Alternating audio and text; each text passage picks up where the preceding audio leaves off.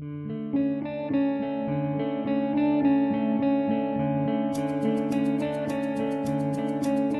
would now like to invite Article 13 on stage for its report on gender, on sexual orientation, on ethnicity,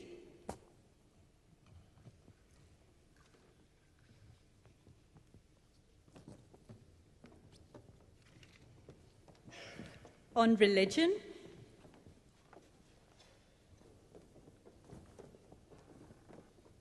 and on disability.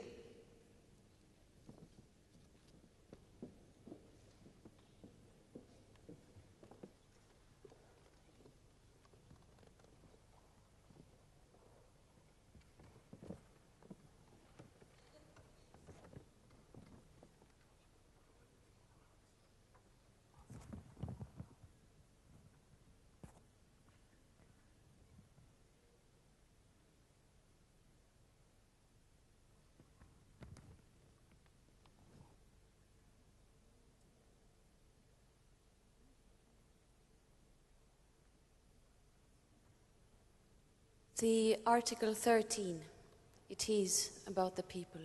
It's not just a piece of paper. Imagine that in one certain moment, it's impossible for you to avoid being in the spotlight just because of one characteristic. You didn't choose it, you didn't ask for it, you were just put there. What will you do? Some of you experienced 5 seconds. Imagine one life. Some people will never be under the spotlight and remain comfortably in the shadow. Some people will define themselves not by who they are, but who they are not and who they are against. Every day, we are reduced to one part of who we are, as if someone would zoom in on one characteristic. Instead of going on being the victim of these details, we have decided to put it forward using the opportunity of this year. That is why we've been invited here on this stage. Yesterday, I had the opportunity to attend the workshop Access to Rights. I had trouble, though, finding the workshop room. So I asked the woman from the staff organizing the conference, "Where do I find access to rights?" She answered, "I don't know. You will have to help yourself." In fact, it was right behind us, but we weren't aware of it. This anecdote is symbolic for our reality getting access to rights. I welcomed all initiatives presented by the member states in this workshop to create or raise awareness for existing anti-discrimination laws. But this is not sufficient.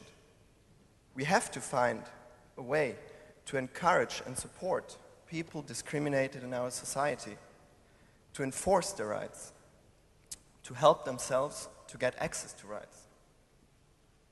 The purpose of laws, after all, is to serve and protect the weak.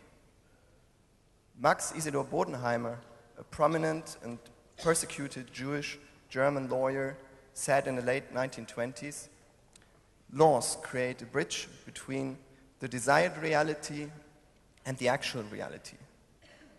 We need to find a way to get the groups discriminated on that bridge. J'ai entendu dans le workshop 3, dont le thème était la discrimination multiple, que certaines discriminations sont encore sensibles et peu abordées, dont l'orientation sexuelle et la religion. Pour celle que je représente, l'islamophobie, que j'appellerais même la foularophobie, je remarque qu'elle manque de reconnaissance et de représentativité, comme si finalement elle n'était pas totalement condamnable. Je voudrais simplement rappeler le sens de cette année, qui est l'égalité des chances pour toutes et pour tous. Je voudrais rappeler l'importance de condamner toutes les injustices avec la même force et un souci commun, qui est le respect de la dignité humaine et des droits humains. I have started this year with great enthusiasm. I was rewarded by the people's positive attitude, and especially the reaction of children and young people.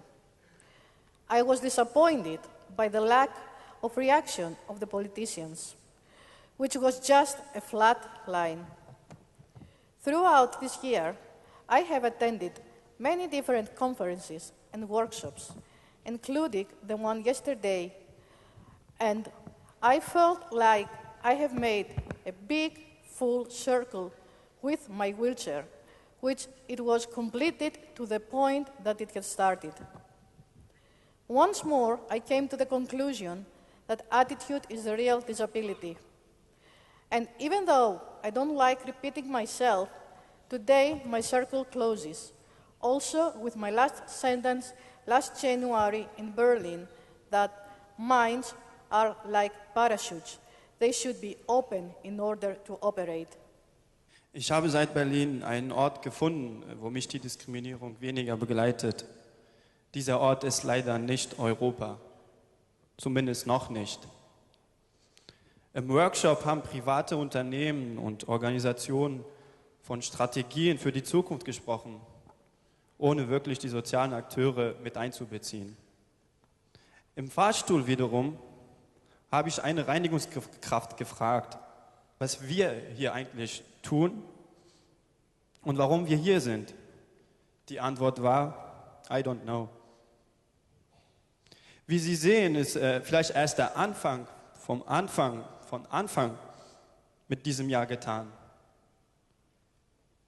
Aber die eigentliche Arbeit kommt erst auf uns zu. Unser Weg wird steinig, aber trotzdem, wir würden uns sehr freuen, wenn wir gemeinsam aus Europa einen toleranten Blumengarten voller Nationen und Kulturen machen würden, in dem die Diskriminierung ein Unkraut ist, welches keine Chance hat zu überleben. Die Voraussetzungen dafür sind gegeben, um unseren Traum zu verwirklichen.